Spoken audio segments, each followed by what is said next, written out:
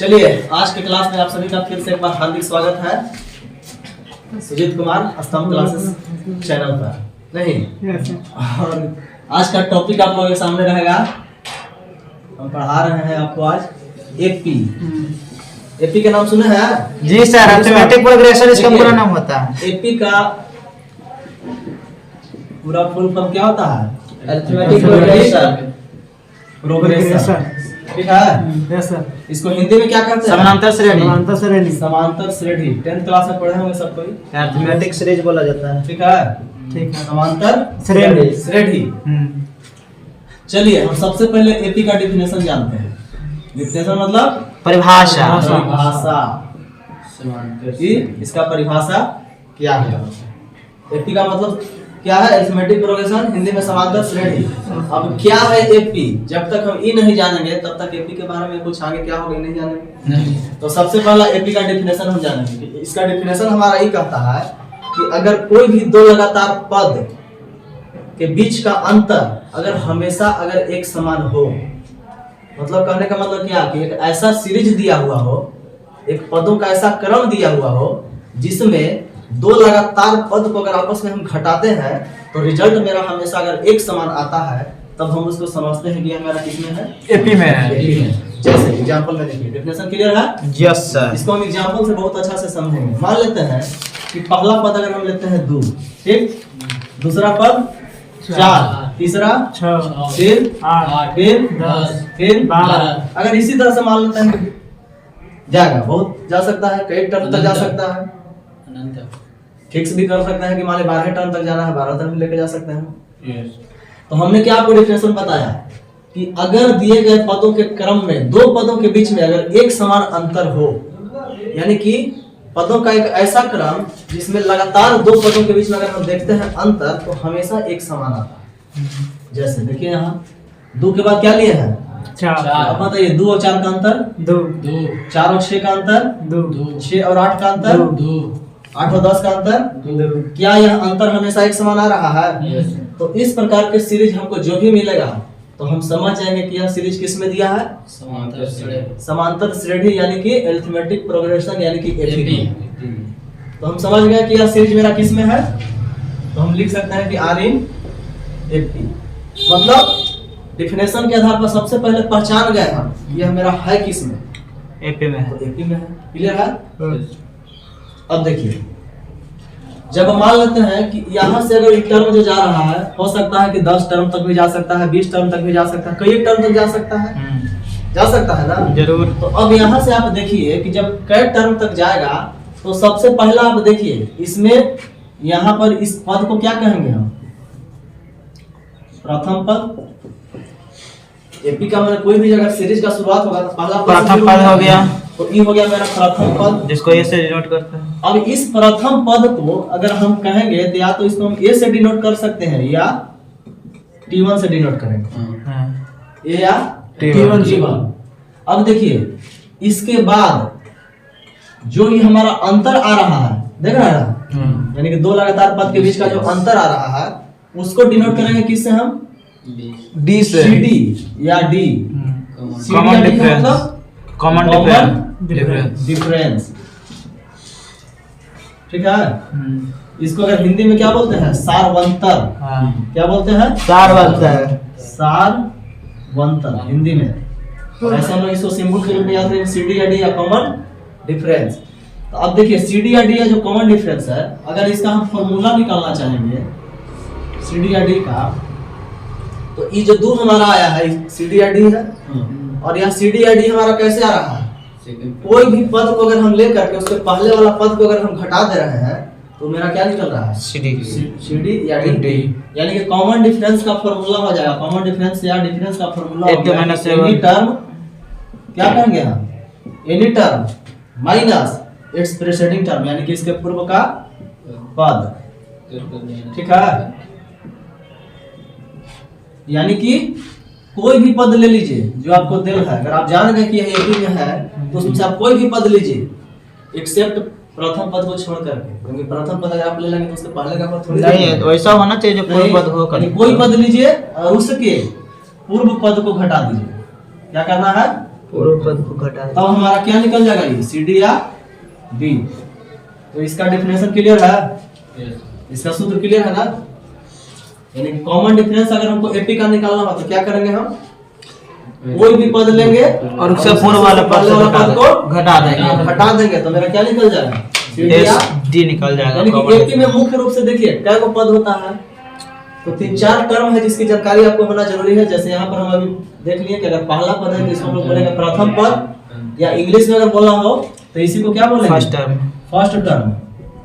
Hindi English combined पढ़ा देते हैं। फर्स्ट टर्म यानी प्रथम पद, इसको सिंपल रूप में कहेंगे ए या टी1। जैसे ही अगर दो पद के बीच में अंतर अगर लेंगे तो उसको क्या बोलेंगे हम, सी डी या डी, कॉमन डिफरेंस, हिंदी में बोलेंगे सार्वंतर। और इसका डेफिनेशन क्या हो गया, इसका सूत्र क्या हो गया कि any term minus it's preceding term, यानी कोई पद माइनस इसके पूर्व का पद। ये हो गया एपी का सी डी। अब देखिए जैसे ही थोड़ा सा आगे बढ़ेंगे, अगर मान लेते हैं कि यह पद अगर कह देता है कि 10 तक फिक्स कर देता है कि यह मान लीजिए 10 गो पद जा रहा है, तो कोई जो भी 10 पद होगा कहीं ना कहीं अंतिम पद होगा, होगा ना। तो अंतिम पद के लिए इसका नाम देंगे हम क्या, एल या टीएन। टीएन मतलब क्या, लास्ट टर्म। क्या हो जाएगा, लास्ट टर्म, जिसको एल लास्ट टर्म मतलब अंतिम पद, ठीक है। तो टीएन का मतलब क्या समझ गए हम, टीएन मतलब लास्ट टर्म, अंतिम पद। अच्छा अब बताइए, ये हम जान गए कि फर्स्ट टर्म जान गए, कॉमन डिफरेंस जान गए, टीएन जान गए। अब मान लेते हैं कि टीएन जहां तक जाएगा उसको हम लोग गिन सकते हैं। अगर अंतिम पद तक वाले का हो सकता है 10 गो रहेगा, चाहे 20 गो रहेगा, चाहे जय गो रहेगा, तो हो गया कुल पद। और कुल पद को क्या कर सकते हैं, टोटल नंबर ऑफ टर्म्स, जिसको हम लोग इंडिकेट करेंगे किससे, एन से। यानी कि एन बराबर क्या, टोटल नंबर ऑफ टर्म्स, यानी कि कुल पदों की संख्या। ठीक है, क्लियर है। यानी कि मुख्य रूप से एपी का डेफिनेशन, एपी के विभिन्न प्रकार के पदों की जानकारी हो गया, कोई दिक्कत है। चलिए अब इसके बाद आपको हम थोड़ा सा बताते हैं कि अगर हमको आसानी से अगर एपी का अंतिम पद निकालना हो तो कैसे निकाल लेंगे। उससे पहले थोड़ा सा आपको हम समझाना चाहते हैं इसी में कि यहाँ पर हम प्रथम पद मान लेके 2 लिए, यहाँ 4 है तो 4 में से 2 घटा दिए तो 2 आया। तो जब हम कोई भी पद में से अगर पहले वाला पद को अगर हम घटा देते हैं तो हमको कॉमन डिफरेंस निकल रहा है। तो क्या उसी प्रकार अगर कोई भी पद में से उसको अगर हम कॉमन डिफरेंस को अगर हम जोड़ देंगे तो जब फिर सेकंड वाला निकल जाएगा कि नहीं। हाँ। जैसे यहाँ मेरा अगर ये 2 है और अगर ये मालूम है कि कॉमन डिफरेंस 2, तो 2 में अगर हम 2 जोड़ रहे हैं तो 4 में 2 जोड़ेंगे तो 6, 4 में 2 जोड़ेंगे तो 6, इस तरह से एपी तैयार हो जाएगा। 6 में 2 जोड़ेंगे तो 8। यानी कि अगर हमको कह दे कि अगर एपी का कोई भी पद अगर मालूम है, अगर कॉमन डिफरेंस मालूम है, तो उस पद में अगर हम क्रम से अगर कॉमन डिफरेंस को अगर हम जोड़ते जाए तो हमको अगला पद मिलते जाएगा। और इस तरह से विभिन्न प्रकार के पद निकाल सकते हैं। सही, यानी कहने का मतलब क्या कि जैसे पहला पद को हम लोग क्या लिख देंगे, ए लिख सकते हैं। नहीं, अगर हमको दूसरा पद अगर निकालना रहेगा T2, तो क्या करेंगे, अगर हमको कॉमन डिफरेंस D अगर मालूम है तो इसमें हम A + D कर देंगे तो हमको दूसरा पद निकल जाएगा। अगर हमको तीसरा पद निकालना है तो फर्स्ट टर्म है, दूसरा पद में अगर फिर D जोड़ देंगे तो हमको तीसरा निकल जाएगा। यानी कि A + D करेंगे तो क्या हो जाएगा, A + 2D।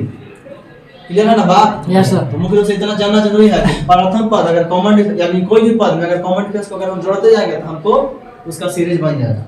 या कोई भी पद में से अगर पहले वाला पद को घटा देंगे तो कॉमन डिफरेंस निकल जाएगा। क्लियर। यहाँ पर है कि CD बराबर any term minus it's preceding term, यानी कि 1 2 3 टर्म यहाँ पर है। अगर 3 में कोई भी 2 रहेगा तो तीसरा निकल सकता है। तो देखिए अब इसके बाद हम आपको समझा रहे हैं कि कैसे हम एपी के अंतिम पद का सूत्र को आसानी से निकाल सकते हैं। देखिए अब हम चलते हैं, अभी तक हम जान गए कि एपी क्या है, एपी में कौन कौन सा पद होता है, कॉमन डिफरेंस के बारे में जान गए बहुत आसानी से। अब हम आपको निकालना सिखाते हैं बहुत आसानी से कि अगर एपी के अंतिम पद का अगर आपको पता लगाना हो तो आप कैसे निकाल सकते हैं। उसका पहले हम आपको सूत्र डिराइव कर देते हैं। To find last term of AP, AP के अंतिम पद को क्या कहते हैं, टीएन। अभी हम लोग जान गए।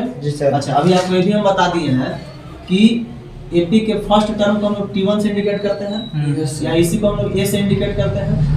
और अभी आपको जस्ट बताया है कि अगर हमको T2 लिखना होगा तो क्या करेंगे, इसमें हम D को जोड़ देंगे, J + A + D T3 निकालना है तो A+2D। उसी प्रकार अगर मान लेते हैं कि T3 लिखना होगा A+2D। इसमें और डी जोड़ देंगे हम। जी सर। बताए ना T4 निकालना है A+2D।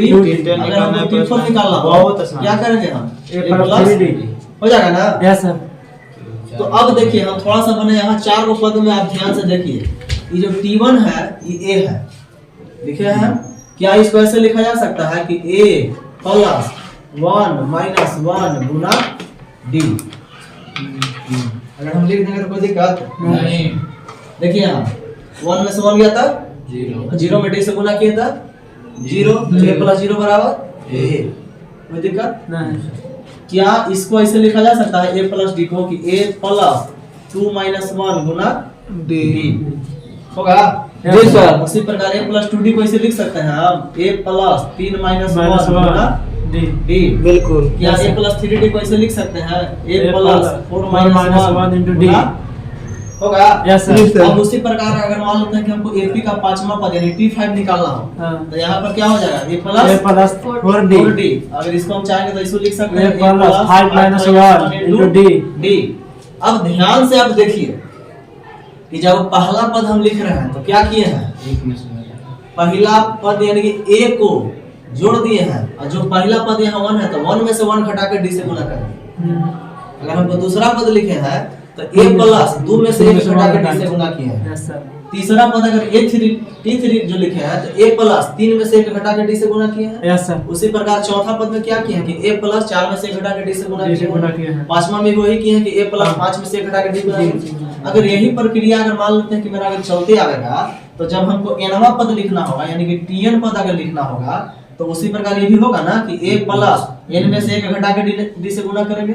Yes sir. होगा कि नहीं होगा। होगा। अब इसलिए यहाँ पर हमको इस तरह से हमको आ गया किसका फॉर्मूला Tn का। Tn का। तो Tn बराबर क्या हो गया A+n into D।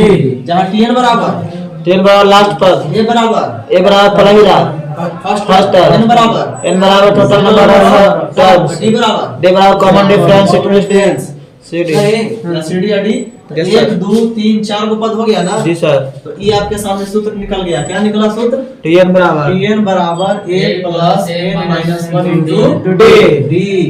ठीक है। Yes, sir। अब बताइए, मान लेते हैं कि अगर आपको डायरेक्ट यहाँ पर अगर आपको डायरेक्ट मान लेते हैं कि AP का बोल देगा आपको कि फर्स्ट टर्म हमको दिया हुआ है कितना 8। ठीक है। कॉमन डिफरेंस या D आपको दे देंगे मान लेते हैं कि 3। ध्यान से अगर यहाँ से फिर पूछ देता है कि बताइए कि T10 यानी कि 10वां पद क्या होगा। 10वां पद क्या होगा? क्या होगा तो बताइए। 10वां पद T10 का मतलब क्या हो जाएगा कि A+10 में से 35 होगा सर। 9D होगा। हाँ। 35 आ जाएगा उत्तर। A+9D। अब A हमको मालूम है 8 और 9 यहाँ दे क्या सर 9 D हमारा दिल है 3 9 तिया 27 + 8 कितना 35। कोई दिक्कत नहीं सर। तो इससे हमको क्या पता चला कि जैसे ही हम जान गए कि AP का Tn को समझ गए तो हमको अगर खाली पहला टर्म और कॉमन डिफरेंस अगर मालूम रहेगा तो अगर हमको जमा पद खाली पूछेगा ना 100वां 1000वां 2000वां भी पूछेगा हम जल्दी से निकाल देंगे। इनमें से 4 चीज अगर दिले हैं, अगर 3 चीज दिले हैं एगो निकालना तो कुछ निकाल इसमें अगर जाएगा। मान लेते हैं कि 1 2 3 4 पद दिल है ये है 3 को मालूम रहेगा चौथा निकल जाएगा। निकाल जाएगा। हम यहाँ डायरेक्ट और शॉर्ट की बात बोल रहे हैं। मान लीजिए पहला पद दिल है कॉमन डिफरेंस दिल है पूछ देगा कि 100वां पद कितना A+9 पहले कर देंगे। D मालूम है A मालूम है तुरंत हम फटाक दे प्रकार नहीं होगा। जैसे अगर मान लेते हैं कि आपके सामने दे दिया कि पहला पद कितना 16 कॉमन डिफरेंस या D आपको दे दिया 7 और अगर हम आपको पूछेगा ना कि बताइए T99 कितना यानी कि 99वां पद क्या होगा तो क्या होगा A+98 D। A+99 में से 1 घटेगा तो 98D। अब A का मान कितना है 16 98 गुना D का मान कितना 7। तो यहाँ से बताइए आसान हो गया ना। 16 + 98 में 7 से गुना करेंगे 8 7 56 की 6 हाथ में 5 9 7 63 5 68 686 और 16 जोड़ देंगे तो क्या हो जाएगा 6 6 12 8 1 9 1 10 6 1 702 आंसर। जी सर। कोई दिक्कत नहीं। तो AP का Tn पर हो गया क्लियर। इसको जो भी प्रश्न आएगा आराम से बना देंगे। तो चलिए अब हम आपको समझाते हैं कि अगर AP के विभिन्न प्रकार के अगर पद दिया हुआ रहे अगर उसको हमको जोड़ना रहे तो हम कैसे उसको बहुत आसानी से जोड़ सकते हैं। और अगर उससे पहले अगर आप थोड़ा सा यही समझना हो कि अगर हमको n का भी डायरेक्ट अगर सूत्र निकालने का कि n निकाल देगा tn माइनस a बटा d प्लस 1। अगर यहाँ से n भी निकालना अगर हम चाहेंगे तो देखिए थोड़ा सा यहीं पर आपको समझा दे रहा है कि जैसे ये मेरा है ना कि tn बराबर a plus n minus 1 into d। अब हमको डायरेक्ट मान लीजिए n निकालना है कि n क्या है, अगर ये सब दिल रहेगा तो tn माइनस a ये घटा देंगे यहाँ tn माइनस a हो गया बटा d, जो d आएगा तो ऊपर आ जाएगा और जो n माइनस 1 के साथ 1 n आएगा प्लस क्या 1 हो जाएगा प्लस 1। तो ये हमारा क्या हो जाएगा फॉर्मूला n। तो AP का n को भी निकालना आसान होगा जब ये सब दिल रहेगा तो कुछ क्या निकाल करना है रहा हमको, अंतिम पद में से पहला पद को घटा देना है, उसमें कॉमन डिफरेंस से भाग देना है और ये भी जोड़ देना है। हो गया सिंपल साहब बात है, निकल है जाएगा। ना। जैसे हम थोड़ा सा मिटा कर समझाना चाहेंगे आपको कि अगर ये सब क्लियर समझ में आ गया सब लेके उतारे नहीं है। ठीक है, कोई बात नहीं। यहाँ पर हम समझा दे रहे हैं कि मान लेते हैं यहाँ 1 3 5 7 8 7 के बाद 9 9 के बाद 11 इस तरह से अगर मान लेते हैं कि पद दिया है तो ऐसे तो हम आसानी से गिन दिए कि 3 3 6 गो है नहीं, लेकिन अगर मान लें कि लंबा सीरीज दिल है, मान लें अंतिम पद अगर कहीं इस तरह से दे दे, जैसे यहाँ 11 के बाद हम डॉट डॉट करके मान लें 99 दे दिया, ठीक है, 1 से लेकर कहाँ तक 99। तो हम यहाँ पर ही देख रहे हैं कि यहाँ पर हमको a मालूम है 1, tn मालूम है 99 और d मालूम है 2, डिफरेंस मालूम है 2, ये निकल जाएगा। निकालना है हाँ n निकालना है। तो हम क्या आपको सूत्र समझा दिया यहाँ पर कि क्या करना है कि अंतिम पद में से पहला पद घटेगा, कॉमन डिफरेंस से भागा दिया जाएगा और इसको 98 बटा 2 जोड़ेंगे। 47 तो बताइए 99 में से 50 आ जाएगा। तो 99 माइनस 1 कॉमन डिफरेंस कितना आया है इसका 2 है, 2 लगातार पद के बीच का अंतर 2 और एक इसमें ऐड कर देना है। कोई भार पड़ेगा ज्यादा कॉपी कलम उठाने की आवश्यकता भी नहीं पड़ेगी। तो 99 में से क्या था 98 बटा 2 प्लस 1 यहाँ 49 से कट जाएगा 50। अब बताइए 1 से लेकर 99 तक के सारा विषम संख्या में कितना n होगा हम चुटकी में बता देंगे कि चुटकी में कह दें। और इस प्रकार का प्रश्न भी आपको कंपटीशन एग्जाम में आता है तो इम्पोर्टेंट साबित होगा। तो चलिए अब हम समझते हैं कि एपी के योग को निकालना। देखिए अभी हम लोग समझ गए थे कि एपी के अंतिम पद का पता लगाना अभी समझे हम लोग। तो find last term of AP clear करते हैं। अब देखिए अब हम लोग पता करेंगे कि एपी के जितने भी मान लेते हैं कि पद है, चाहे 10 को रहा है, चाहे 20 को रहा है, चाहे जय को मेरा पद अगर दे रहा है, तो अगर उन सभी पदों को अगर हमको जोड़ना है तो कैसे बहुत आसानी से हम जोड़ना सीखेंगे। तो ये हम समझते हैं कि एपी के सभी पदों का योग को कैसे हम बहुत आसानी से निकाल लें, यानी कि to find sum to n terms of AP, जिसको हम लोग कहते हैं एशन। एशन मतलब क्या हो गया सम टू n टर्म्स, यानी कि पहला पद से लेकर अंतिम पद तक के सभी को अगर हम आपस में जोड़ेंगे तो क्या कौन सा सूत्र आएगा, उसको कैसे आसानी से हम समझ सकते हैं, इसको हम समझने का प्रयास करेंगे। जैसे देखिए पहला पद को हम लोग क्या लिखते हैं a, दूसरा पद को a प्लस d कह सकते हैं ना। अच्छा तीसरा पद a प्लस 2d और अगर चौथा रहेगा तो a प्लस 3d। इसी प्रकार अगर अंतिम पद जाएगा तो यहाँ लिख सकते हैं tn। अंतिम पद को tn बोलते हैं ना, जो कि क्या होता है a plus n minus 1 into d, a plus n minus 1 into d। समझे अभी हम लोग। अब देखिए ये हमारा क्या हो गया एसएन हो गया। एसएन मतलब क्या सम टू n टर्म्स, यानी कि पहला पद से लेकर अंतिम पद तक के पदों का योगफल। अब देखिए इसको मान लेते हैं समीकरण हम 1, आपको आईएस में मिल जाएगा पढ़ने के लिए। अगर हमको एक थोड़ा सा आप बताइए कि इसी एसएन को क्या हम उलट करके भी लिख सकते हैं। अगर हम उलट करके अगर हम लिख दें तो थोड़ा सा पहले समझिए कि जब इधर से हम लिख रहे हैं तो a plus D a plus 2d a plus 3d इस तरह से हो रहा है। अगर हम उलट के लिखेंगे तो आप यहाँ पर बताइए इधर tn है तो इससे पहले वाला क्या हो जाएगा tn minus 1 tn minus d। अच्छा tn माइनस d हाँ 1 कहाँ से tn माइनस d। जब dd जोड़ करके अगला पद बना सकते हैं तो dd घटा करके पिछला पद ला सकते हैं। है ना बात। पहला पद में जब dd अगर हम जोड़ करके अंतिम पद तक पहुंचा जा सकता है तो अंतिम पद में से वही dd घटा करके पहला पद तक पहुंचा जा सकता है। तो कभी कभी प्रश्न में आपको ये भी पूछ सकता है कि एपी में 5 पद 6 पद निकालिए अंतिम से, अंतिम से निकालने के लिए कर सकता है। तो वहां पर कैसे समझेंगे, वहां पर यही होगा कि अगर अंतिम से पहला पद होगा आपका Tn, अंतिम से पहला पद Tn होगा, तो दूसरा पद क्या होगा अंतिम Tn minus 1 Tn minus D, फिर 1 Tn minus 1 अगर अंतिम से हमको तीसरा पद निकालना हो तो Tn क्या minus होगा 2D Tn minus 2D और अगर अंतिम से चौथा पद निकालना हो तो क्या होगा Tn minus 3D 3D। अंतिम से पांचवा पद निकालना Tn होगा minus 4D 4D। समझ में आ रहा है बात? Yes, sir. कि पहला पद जैसे a plus d a plus 2d dd जोड़ के निकाल रहे हैं, उसी प्रकार अगर हम अंतिम से निकालेंगे तो क्या होगा dd घटाना होगा हमको। Yes sir. तो प्रश्न ये भी आता ही है कि अंतिम से 5 पद निकालिए, अंतिम से 6 पद निकालिए, अंतिम से 7वां पद कौन होगा। तो अंतिम से 7वां पद निकालना होगा तो क्या हो जाएगा Tn minus 10 minus 6D। समझ रहा है ना। Yes, sir. 5वां पद 4d है, उसी प्रकार छठा पद में जाएंगे तो Tn minus 10 minus 5D 5d और 7वां में जाएंगे तो Tn 10 minus 6D। अंतिम से भी प्रश्न अगर घुमा के पूछे तो आपको टेंशन नहीं लेना, ठीक है। अब देखिए जब पहला से अंतिम लिख सकते हैं तो अंतिम से भी पहला को सबको अगर हम जोड़ देंगे तो कोई फर्क नहीं पड़ेगा, बात तो वही है ना।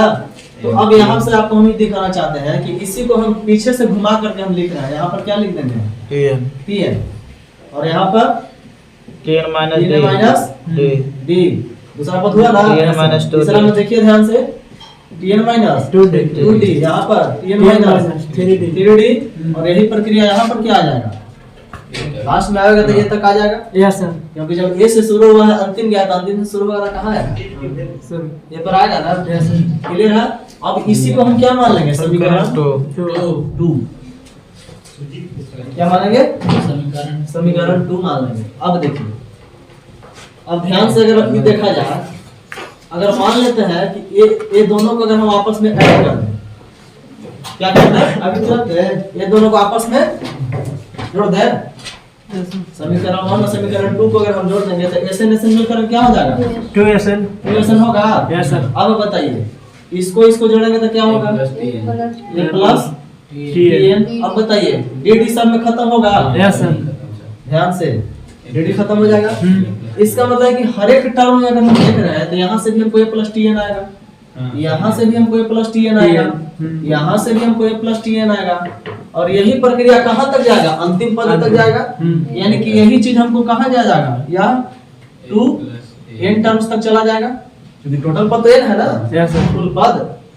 तो अब हम थोड़ा सा ही पूछ रहे हैं कि तुम लोग की जानकारी होगा ही कि मान लेते हैं कि 2 अगर 5 बार अगर जाएगा तो इसको हम 2 गुणे 5 लिखते हैं कि नहीं लिखते हैं। Yes sir. अगर 3 अगर हमको 5 बार जाएगा तो या तो 5 बार जोड़ दे या 3 गुणे 5 कर दे, एक ही बात है। तो उसी प्रकार a प्लस Tn अगर हमारा n बार अगर जा रहा है तो क्या इसको ऐसे हम लिख सकते हैं कि नहीं कि 2SN बराबर n Guna a plus Tn होगा कि नहीं होगा। होगा। चलिए अगर होगा तो यहाँ से जब हम SN मेरा आएगा तो क्या आएगा n/2 into a plus Tn होगा कि नहीं होगा, होगा। Yes sir. तो ये मेरा सूत्र हो गया किसका, SN बराबर n/2 into a plus Tn, जहाँ SN हमारा हो गया सम टू एलिमेंट्स यानी कुल पदों का योग, n क्या हो गया total number of term, a क्या हो गया फर्स्ट टर्म, Tn क्या हो गया लास्ट टर्म। तो SN का एक सूत्र आपका ई हो गया। अब यही देखिए Tn का हम लोग सूत्र जानते हैं, क्या जानते हैं, Tn का सूत्र हम लोग जानते हैं कि यहाँ तो a है नहीं और Tn का हम लोग जानते हैं कि a plus n minus 1 into होता है ना। तो आप बताइए a और n मिल करके क्या हो जाएगा 2a। तो इस तरह से अगर हम चाहेंगे तो SN का एक और फॉर्मूला निकल जाएगा n/2 into 2a plus n minus 1 into कोई दिक्कत। इस तरह से SN का 2 फॉर्मूला आपको याद रखना है, कोई दिक्कत नहीं सर। अगर आप इतना समझ गए हैं तो आप इसको पहले उतारिए, इसके बाद इसी में थोड़ा सा आपको समझाएंगे। देखिए अभी हम लोग समझ गए कि एपी का SN का फॉर्मूला समझे ना। अब थोड़ा सा इसी में एक टॉपिक हम समझा रहे हैं कि जैसे देखिए अभी हम तो लिखे हैं कि SN बराबर क्या होगा पहला से लेकर अंतिम पद के योगफल। अब यहाँ से थोड़ा सा हम ये समझाना चाह रहे हैं कि देखिए यहाँ Tn के पहले तक में जो भी पद होगा वो कहीं ना कहीं Tn माइनस D होगा, इससे जस्ट पहले। अब यहाँ से हम SN जो लिखे हैं पहला से लेकर अंतिम पद के योगफल को हम लोग SN से इंडिकेट किया है। तो जैसे ही अगर हम एक पद अगर कमा देंगे और अगर उसका योगफल निकालना चाहेंगे तो वो फिर क्या हो जाएगा, कहीं ना कहीं हिया से लेके हिया तक ये क्या हो जाएगा, एस एन माइनस वन होगा। Yes sir. जब n पद का के लिए लिखे तो n पद का योगफल को लिए एसएन लिखे, तो एक पद जैसे ही कमा देंगे तो यानी tn माइनस b तक यहाँ से जाएगा, तो कहीं ना कहीं यहाँ से लेके यहाँ तक के योगफल को एस एन माइनस वन लिखेंगे, यानी कि ये हमारा क्या है, n माइनस वन पदों का योगफल है नहीं। तो अब यहाँ से बताइए ये हमारा है एस एन, और यहाँ से यहाँ तक को लिख लिए एस एन माइनस वन, तो इसको लिख सकते हैं ना कि एस एन माइनस वन, और यहाँ पर क्या है प्लस टीएन बराबर हो गया ना। तो यहाँ से अगर हम चाहेंगे तो टीएन का एक सूत्र मेरा ऐसे भी आ सकता है, एस एन माइनस वन। मतलब क्या पता चलता है कि अगर कभी भी आपको एपी का, मान लेते हैं कि एपी के कुल अगर 100 पदों का योगफल कुछ भी दिया है, मान लेते हैं कि पी दे रहा है, एपी के 100 पदों का योग पी, और एपी के जस्ट एक कम पद यानी कि एपी के 99 पद का योग मान लेते हैं कि दे दिया है आर। सपोज एपी के 100 पदों का योगफल पी और एपी के 99 पदों का योगफल आर, और यहाँ से अगर आपको पूछेगा कि तब बताइए कि टीएन कितना है, अंतिम पद कितना है, तो हम क्या करेंगे, यही दोनों का तो अंतर होगा ना। देखिए यहाँ एस एन माइनस ई, फिर मेरा क्या आ जाएगा, ई माइनस हो सकता है ना, जो हमारा सूत्र आएगा ना। यस क्लियर है। तो यहाँ पर हम इस तरह से समझ गए पूरा एपी के कुल पदों का योग, और इसी के आधार पर तोड़ करके यहाँ पर समझ गए कि टीएन फिर कैसे निकलेगा।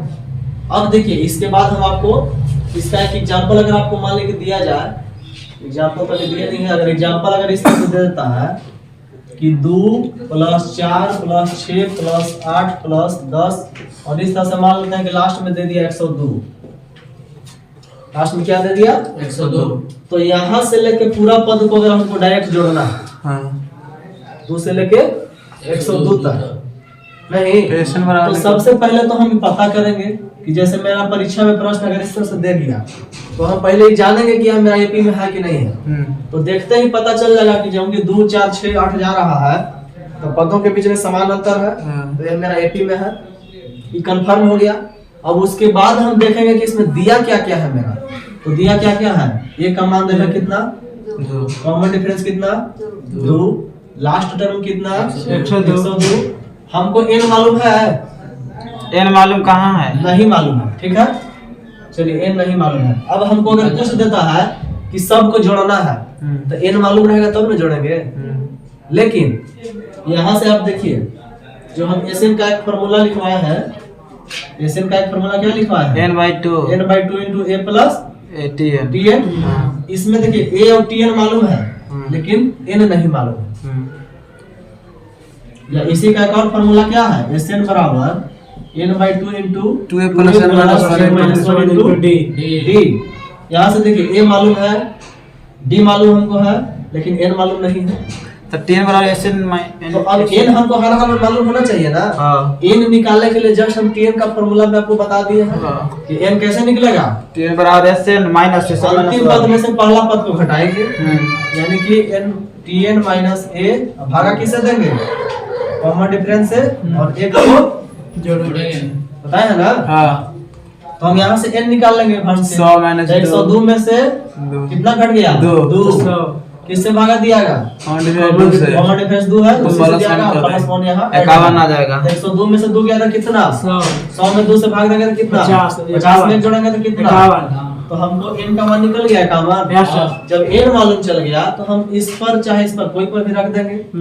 अगर मान लीजिए इस पर रखते हैं तो Sn का मान क्या होगा 51/2, और a का मान दिल है हमारा 2 प्लस tn हमारा दिल है कितना 102। तो इस तरह से आप बताइए 51/2 गुना 102 और 2 104, अगर इसको अगर हम गुना कर देंगे तो 2 से 52 कट गया, 51 गुना 52 जो आएगा वही मेरा रिजल्ट आएगा ना। अब देखिए इसी पर हम आपको एक बार समझावेंगे थोड़ा सा, जब हम सिग्मा सीरीज वाला में जाएंगे तो ये हमारा कहीं ना कहीं सम संख्याओं का एक क्रम आया है। तो सम संख्याओं के लिए अगर लगातार सम संख्या के पद के फॉर्मूला में बताएंगे जैसे n का मान कॉमन है, तो कॉमन से जस्ट एक आगे है कॉमन। हम उसमें इसी आधार पर आपको तोड़ करके समझाएंगे कि उसका एक सूत्र बनता है n × n+1, जो कि इसी पर आल भी है, कॉमन गुने कॉमन। इसको हम फिर से समझावेंगे वहाँ, लेकिन यहाँ विशेष नहीं समझा रहा है। जब सिग्मा पर स्टार्ट करेंगे ना तो उसमें बताएंगे। तो क्लियर हो गया ना?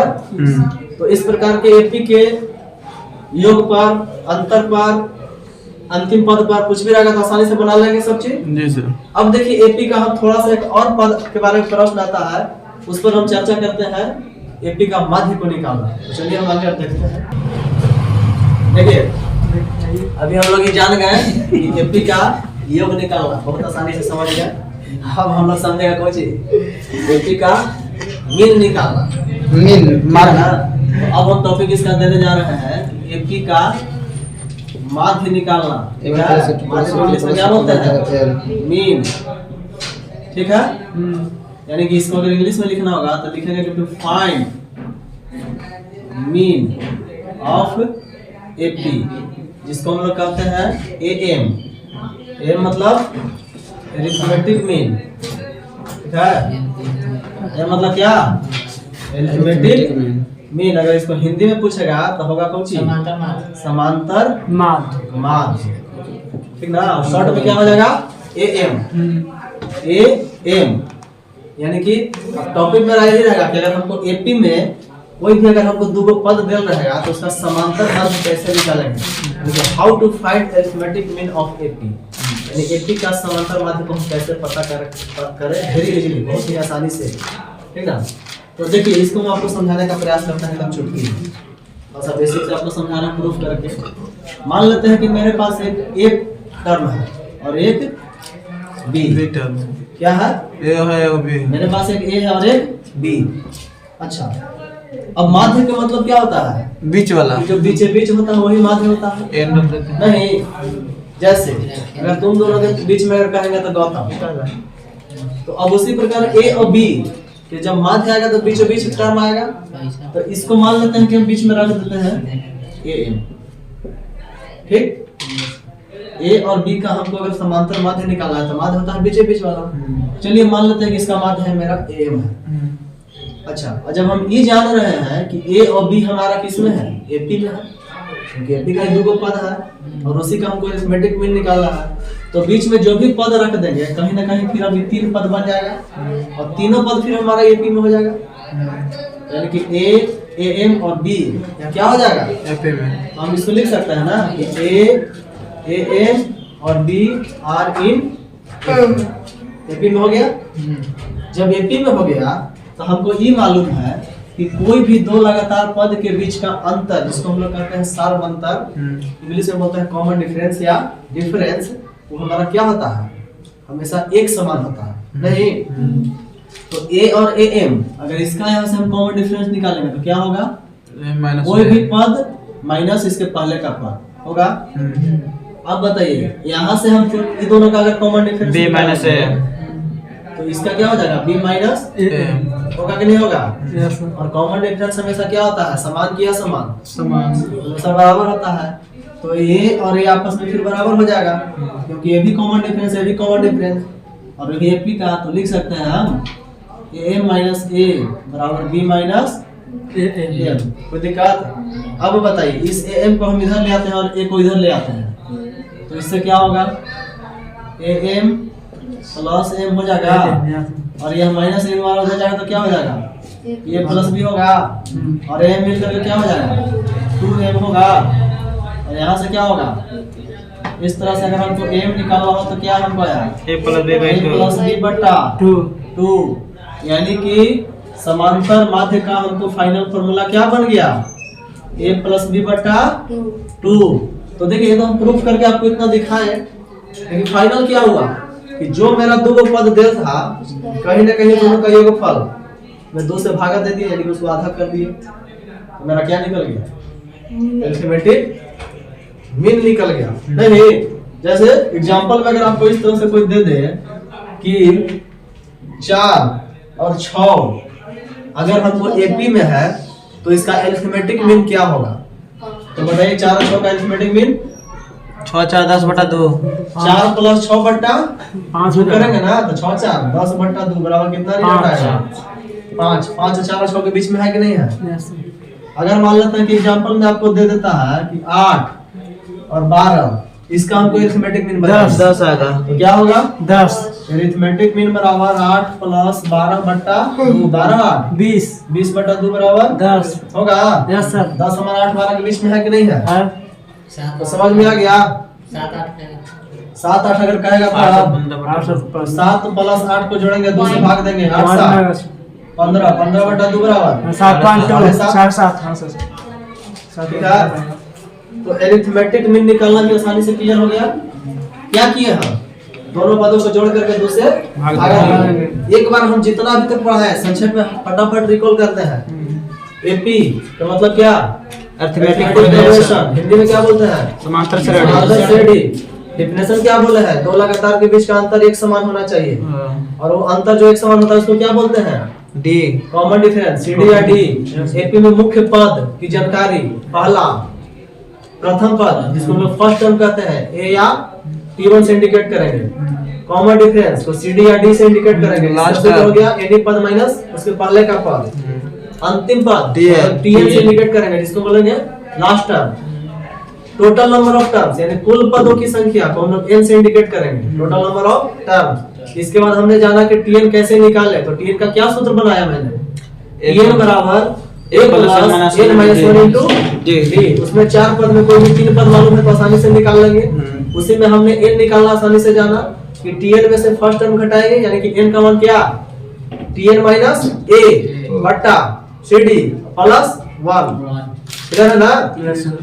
टीएन जाना एन जाना। इसके बाद हमने जाना कि लास्ट टर्म कुल पदों का योग कैसे निकालें तो उसका दो सूत्र डिराइव किया। एसएन बराबर एक n/2 इंटू ए प्लस टीएन और एक एसएन बराबर n/2 into 2a plus n minus 1 into D. इतना चीज बताया और अभी जस्ट लास्ट में टॉपिक मैंने क्या बताया कि एपी का माध्य कैसे निकाले जिसको हमने बोला अरिथमेटिक मीन शॉर्ट में बोला एएम। इसका फॉर्मूला मैंने क्या डिराइव किया a प्लस b/2 यानी कोई भी दो पद दे रहेगा उसको जोड़ेंगे और आधा कर देंगे हमारा अरिथमेटिक मीन हो गया। तो हम अरिथमेटिक मीन को यहाँ पूरा एकदम संक्षिप्त एनालिसिस लास्ट में भी कर दिए और नेक्स्ट टॉपिक हम लोग नेक्स्ट क्लास में पढ़ेंगे। चलिए मिलते हैं नेक्स्ट क्लास में।